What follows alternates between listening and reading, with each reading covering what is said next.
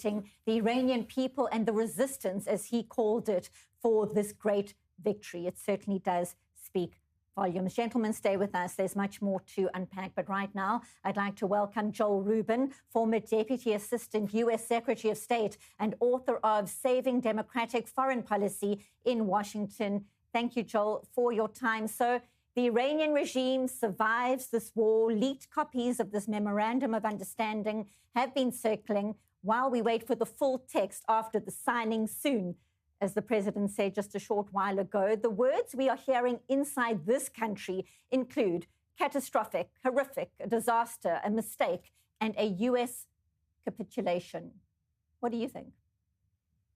Well, no argument here, Benita. And I think, frankly, I should write another book called Saving Republican Foreign Policy, because this is a strategic failure of epic proportions, a turn away from nearly 5 decades of bipartisan American policy on Iran, a termination of the idea that Iran is a bad actor in the region, and now a handing over of hundreds of billions of dollars to this regime without any constraints or any compliance demanded, with the hope, as your guests are describing, of some better arrangement perhaps in the next 60 days after Iran has already been paid and given the gifts and the benefits of a deal that it really has not signed up to doing anything with in any serious way.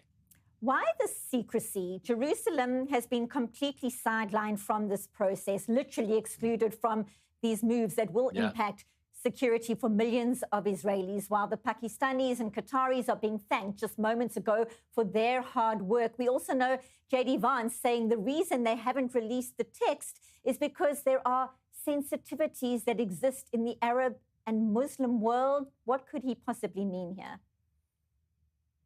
So, Benita, perhaps he means secret side deals. That's exactly what the Republican Party and President Trump, when he was a candidate, were banging President Obama, who I worked for as part of his nuclear deal, banging him and saying, no secret side deals allowed, no secret side deals allowed, no pallets of cash. Frankly, the hypocrisy here is astounding. And I think that for the Israelis and for the American people, we deserve to know what it is that the president has committed us to. This should not be hidden. Maybe they're afraid of it. Maybe they're embarrassed by it. Maybe it's not good and they know it. We need to know, and Congress technically also needs to know. Congress has been excluded. Don't forget, Israel's not alone in being ignored. The Senate Majority Leader, a Republican, he's not seen this yet, nor has the Speaker of the House, a Republican, seen it either. So this administration is really botching its selling of this deal at the front end, a deal that, quite frankly, is not seen well across many parts of the national security community. Very briefly, we know the Iranians are top negotiators. How do you see things unfolding in the next 60 days?